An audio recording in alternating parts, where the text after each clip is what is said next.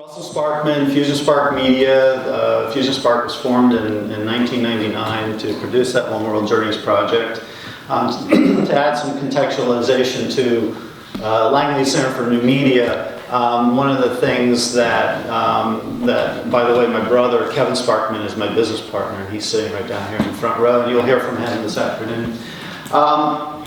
The whole Langley Center for New Media thing kind of is an outgrowth of, in our effort to actually get projects funded, photography-driven projects, we have had to do a tremendous amount of client education. So the Langley Center for New Media is kind of an outgrowth of that. We figure, well, you know, if we're doing all this education, we may as well make a business unit out of it. So, and then we live in Langley, and it's a great destination to bring people to have really intimate, retreats like this. So I appreciate the fact that a lot of you came some distance. Just let's do some real quick hand raising here, get to know one another. How many people are from out of state? Holy smokes! Wow, thank you. Canada, I know Canada's well represented. Yeah, you guys are doing some great work up there. Keep it up. Seriously, some really cool stuff's being done out of Canada. And how many people have been to a retreat here before? Langley Center for New Media retreat. Okay, so we didn't scare you off from the first one. That's good. Well, thanks for everybody coming out. Oh, I know, one more quick hand-raising poll. How many people are photographers or videographers? You make your living looking through a lens. Cool, and now put your hands down. How many people are from like nonprofits or government agencies? Great, good. Good combo, good mix. That's kind of what we were hoping for. So my presentation I titled The New Media Frontier. I first presented on this idea about 2 years ago in our very first event. It's kind of a reflection of the journey that we've been on. It's a reflection of kind of where we see things going, particularly in this context of social media and so forth and so on. So, kind of in that context, sorry, that went down the wrong pipe. I'm going to crowdsource this. Oh, horrible start. Version A is anecdotes and insight about content that matters. We don't have you. Version B, oh cool, it's finally out, is mind-numbing stats about social media. So all those that want to hear version A, raise your hand. All right, mind-numbing stats about social media. Got a few, and version A gets the majority, which is good because I actually have nothing from version B. So one of the things I'd like to do to contextualize this presentation, my talk today, is that I come to this as a photographer. I started working as a photographer professionally in 1985. I was a staff photographer at Northeastern University for a whole bunch of years. I went on to work at the Kodak Center for Creative Imaging in Camden, Maine in the early 90s. I was a very early adopter of digital photography. I took that knowledge to Japan, where I lived for 8 years, and I was a Photoshop no Tatsujin, which is Photoshop expert, and I got to do all the, with some colleagues, the demos, the first demos in Japan of Photoshops 3, 4, 5. So it was kind of a cool way to work. And I'm going to give a little bit of my journey in terms of how I got here, but I wanted to reflect for a moment on the statement of photographs that make a difference. A lot of you in this audience today, drawn here by the title of Collaborations for Cause, you're here because you want to do work that's meaningful, that helps raise awareness and bring about change and so forth and so on. But photographs that make a difference, that's a pretty tall order. Okay, that's a real challenge. In fact, a lot of projects, barring, with the exception of some of the types of projects that Natalie was talking about earlier, a lot of projects actually don't go much further than, say, making a coffee table book, showing up in a gallery, maybe even winning the photographer awards. But photo documentaries, photo projects that actually do move the needle in terms of making change They are the exception rather than the rule. Now, the cool thing about collaborations for cause and the whole concept here is that through collaborations, we can increase the number of projects, photodocumentary projects, et cetera, that do actually move the needle. Now, I started as a photographer, and in the process of trying to get projects funded, I've become somewhat of a student of marketing today and what it is that organizations are looking for if they're going to fund projects. And really key to making the statement that my photographs will make a difference, that my photographs will make a change. A lot of the funding partners, they want to know, how are you going to measure that? Okay? How are you going to measure the change that you make? And without being able to make a compelling and convincing case at the outset about how you're going to influence and then measure that change, you have less likelihood of getting projects funded. And I think that we can increase the amount of times that we do get projects funded by being able to talk in the language of, let's say, the development officers at nonprofits, at the marketing communications professionals at nonprofits, et cetera. So why does this matter? Why should you care? I don't think I'm going out on a limb here to say that if you're a photographer, more or less you're still trying to, you struggle to try to find work. Okay, if you're trying to pay your bills as a photographer today, this is very, very challenging. So one reason why this conversation matters is that I believe, as I'll show you through this presentation, that some of the things that you'll learn today should help increase your ability to get projects. And if you're on the nonprofit side, if you're a professional communicator, if you're a development officer, one reason why this matters is that content today is absolutely essential to engagement through social media. Okay? So what ends up happening there? Well, if you thought you were going to get through today without seeing at least one Venn diagram, forget it. It's here already.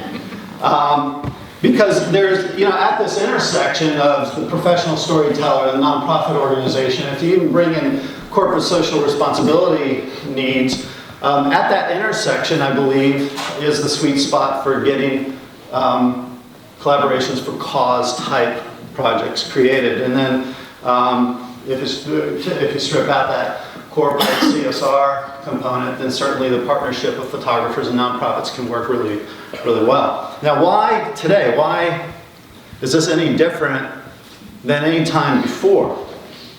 Well, because of what's happened in terms of new media, NPOs, NGOs, and even government agencies are becoming major emerging media outlets. Okay? What's driving that is economic, technological, and cultural convergence. And one of the important things in that context is that nonfiction storytelling is not only effective, but it's a good investment, particularly if it's strategic. And if it's strategic, the case for funding can be made. And in fact, it's all very logical. So we have the whole process kind of worked out. I'm going to share some of our own secret sauce with you, okay? So get ready to write this down. It works. It really does. I showed this to my son who's in calculus. He says, I get it.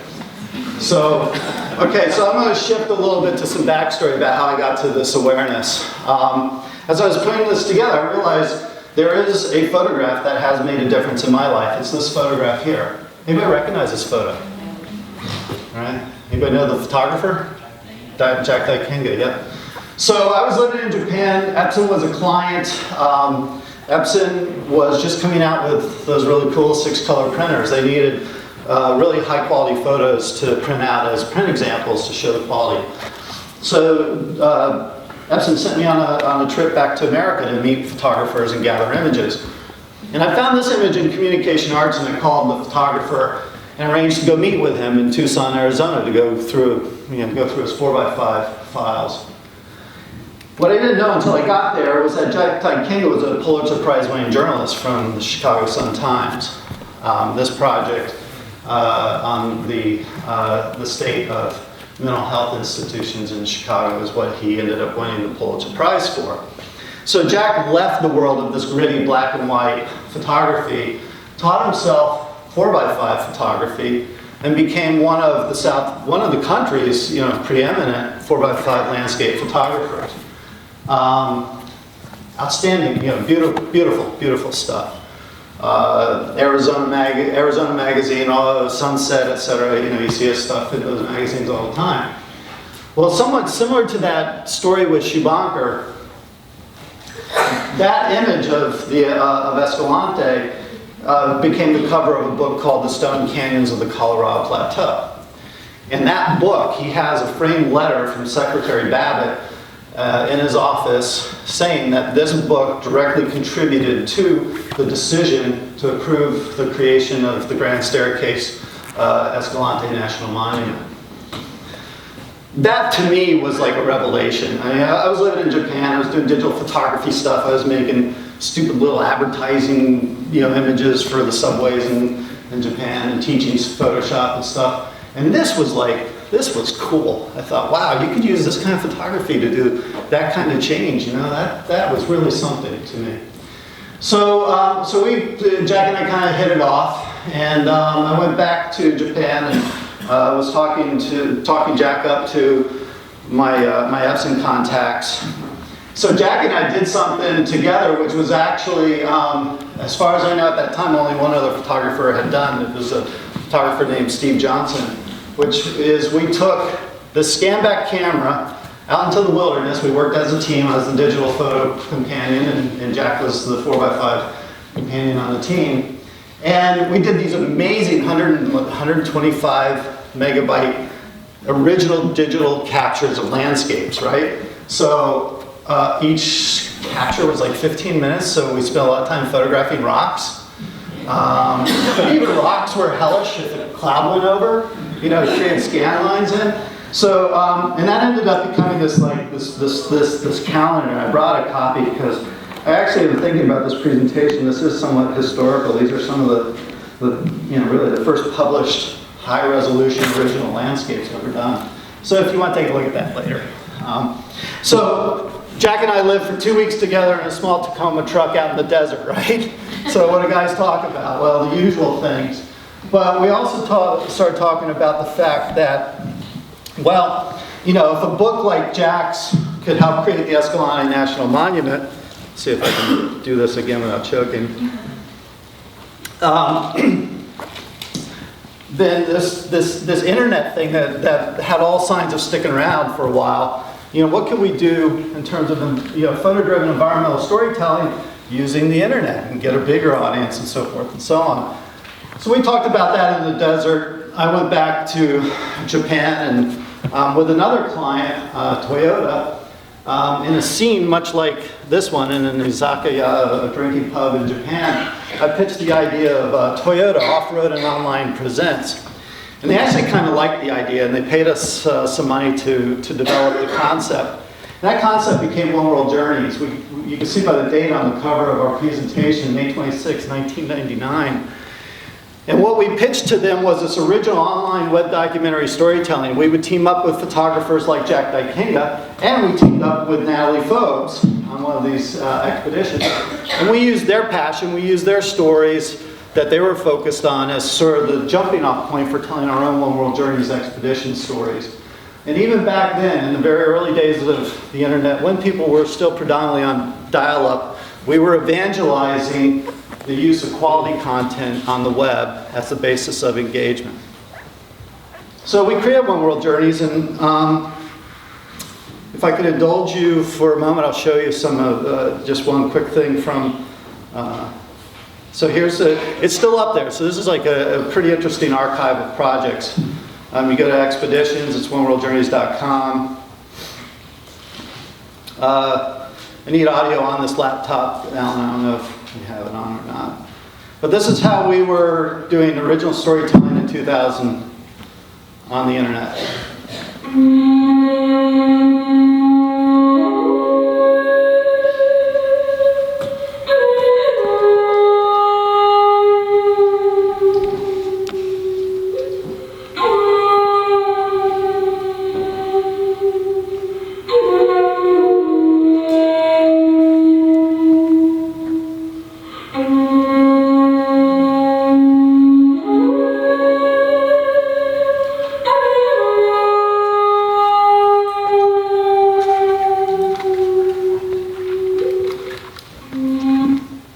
So that was a nice little, animated motion text intro that we created to help set the tone.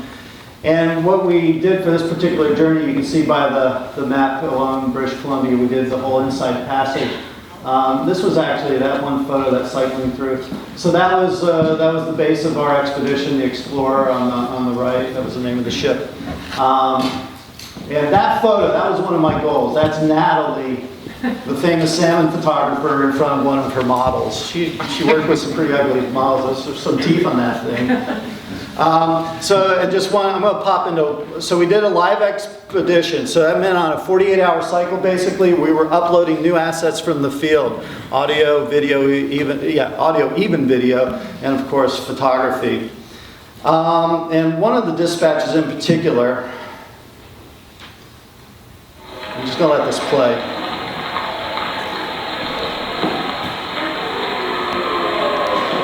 That's wolves howling in the background. Oh, it says it.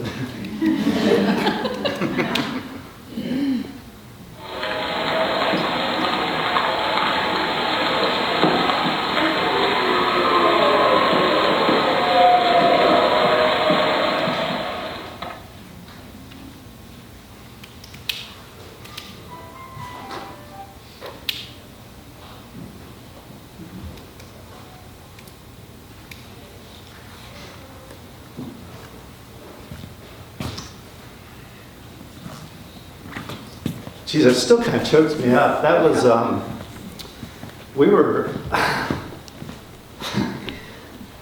was 9/11. We were on expedition, and actually this photo here, I was thinking about the time that we were getting on the boat to go chase down those wolves is about the time that the planes were crashing into the Trade Center. So anyway, that was the style of photography, the photo storytelling that we were doing for One World Journeys expeditions. Now let me pop back into my presentation here.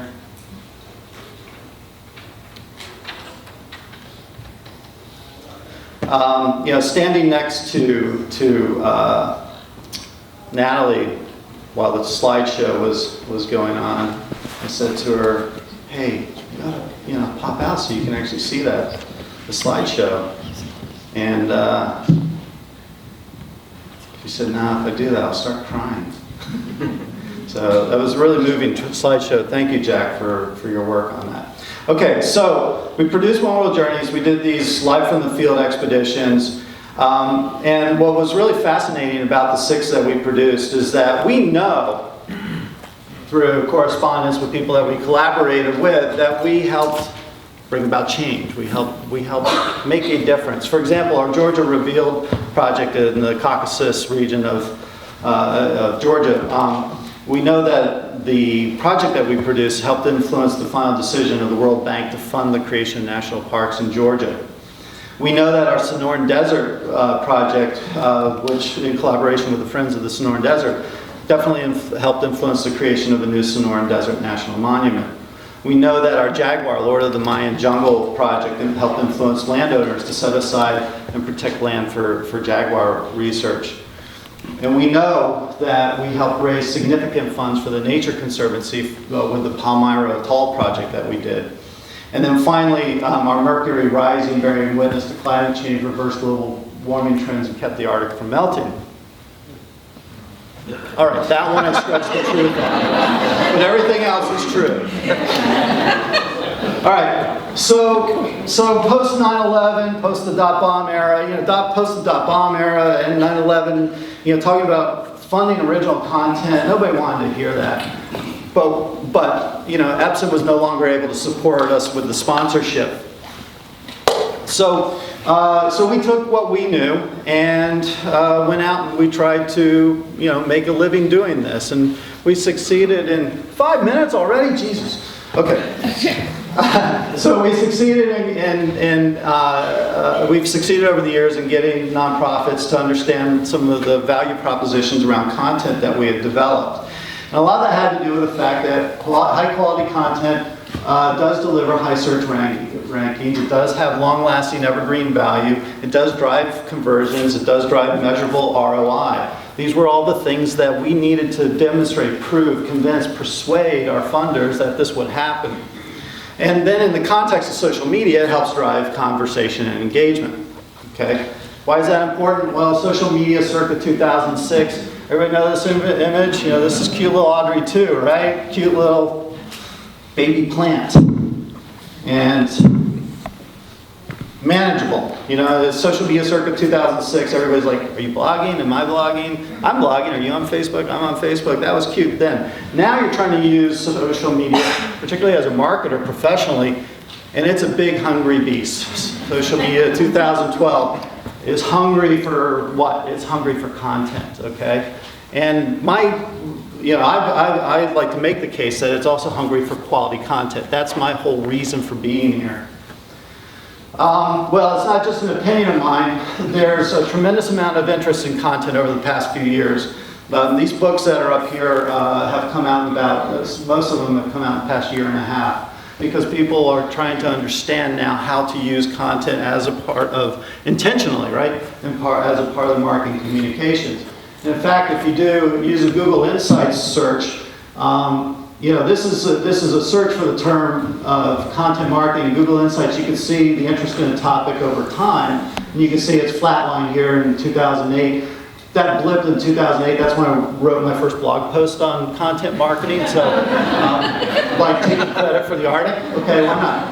So, but you can see how in these normalized values, this interest in content marketing has increased. And I did the same thing for the same time frame for social media, and you can see how the two lines have begun to converge. So for at least in these normalized values, there's as much interest in content as there is in social media. A lot of what I've learned, a lot of what I study, is not related to actually how nonprofits are using media today, but it's actually how business to business is.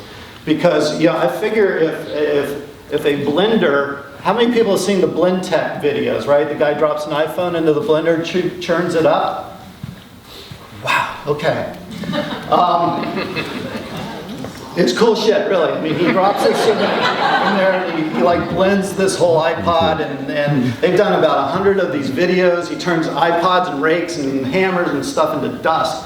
Well, I figure if a blender manufacturer can use that kind of compelling storytelling to increase the amount of their sales 500% a year over year, then maybe we can use some of the very passionate stories that we're capable of producing to help move causes. Okay, so I just share that because the reason I look at what's happening business to business is reflected here in terms of looking at what they're doing and applying it to the nonprofit world. So I'm going to give you a quick intro to content marketing. That's the term, content marketing. Okay, what is it? It's respect for people's problems, needs, concerns, impulses. It's the strategic and systematic creation and distribution of content. It's about being relevant, but also inspiring, compelling, and even entertaining. It's the use of content to start conversations and build engagement. It's key to organic search engine optimization success, a big measurable that many of your potential clients in this space would be interested in. First and foremost, it's about becoming the trusted, definitive resource about your product, service, or cause. eMarketer is a leading research firm in this area. Jeff Ramsey wrote a blog post in 2011, content marketing is critical. And if you looked at that, if we went back and we looked at that graph, we would see that, that growth in this has really happened in about the past year and a half. Now, an interesting thing is that it's not necessarily new. John Deere still publishes a magazine called The Furrow that they first started publishing in 1895. The Furrow is nothing but editorial content, news, and things like that about the farm industry. And it's stripped of John Deere promotions. They made themselves vital to their target audience by providing content that was useful, relevant, and so forth and so on. So if it dates back, if it's nothing new, then why the interest in this? Convergence is driving this, okay? Economic convergence, technological convergence, even cultural convergence. Economic is that it's a lot easier for everybody to be a publisher. The technological is, of course, the fact that my iPhone has higher resolution than my first real digital camera. And then cultural convergence, and that's a really important one because the cultural convergence is that the audience is no longer looking to traditional media only as a source of information, which opens up the doors for each and every one of us, and particularly the nonprofits, et cetera, to be the media, and that's what's driving this. And so what's beginning to happen is that those who have a need to market, whether nonprofits or business, are beginning to think like marketers, but actually function and act more like publishers. Okay, yeah, but, right? This is the big yeah, but that we get. Budget. How do you budget this, and what's the process? Because they're not used to, organizations are not traditionally, fundamentally set up to think like marketers, but act like publishers. One of the problems with this, so it continues today, is that there just are not the content slices on the, as a colleague of mine says, the CMO's pizza has no content slice. Okay? They have slices in their budgets for traditional, maybe for a website, maybe for traditional advertising, even some digital stuff like SEO and pay-per-click. They have a budget for trade shows, they have budgets for social media. But a budget, line item, for the creation and ownership of quality content, that is still a rare item, okay? But that is beginning to change. And one of the reasons is because they're starting to understand and respect the fact that content is not just a feel-good thing that you do when you have nothing else to do. Content is actually like gold. It's an investment. It's conductive. All those shares and those likes that people are trying to get associated with content, that's the conductivity of content. It's malleable, okay? The photographs that you make today could become that animated slideshow tomorrow, and so on. It's like currency. There's some virtual currency components to the way this works. It's a symbol of status and influence. It runs in veins throughout organizations. One of the projects that we did, we quite literally got handed a shoebox full of photos. Give me one more minute. No, 5 seconds. It's my show. The mic. I can project.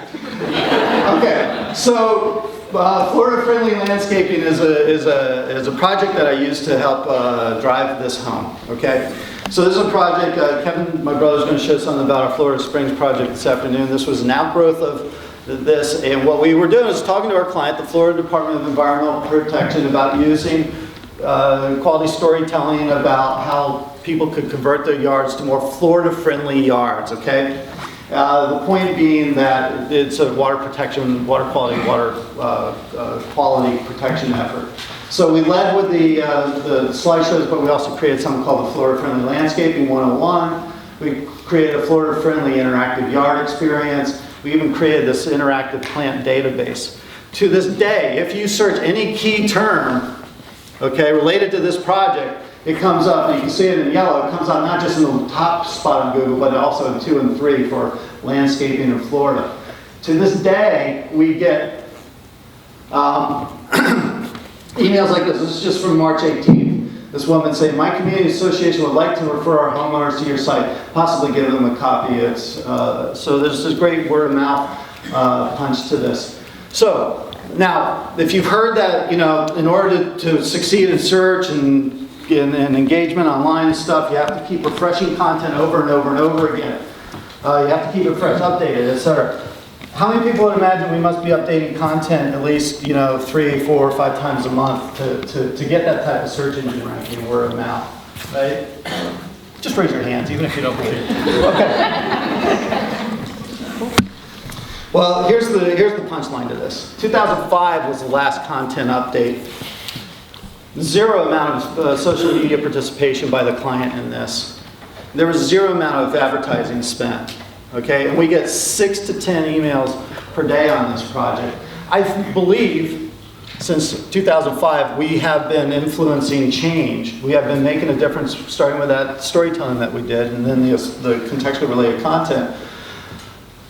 On the basis of an investment they made in 2005, this thing is going to keep going on and on and on. And that's the value of quality content.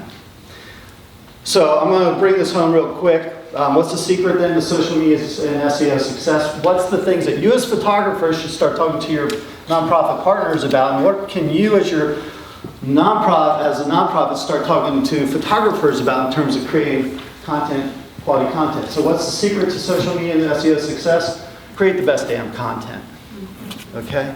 Blow people away, all right?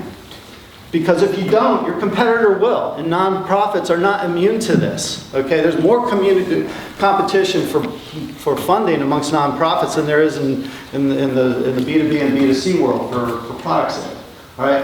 And guess what? There is no choice. The train has left the station on this, okay? Every marketer out there is going to be in competition with one another to tell the best story. And whoever creates the best content in that scenario will win. So, quality trumps quantity. Context and relevancy rule. That's very, very important. Imagination and creativity have never been more important. Consistency and persistence pays off. I've gone way over my time. There's some more of this. We're here for 2 more days. I'd love to talk to you about it. Thank you for your time. Thank you, Russell.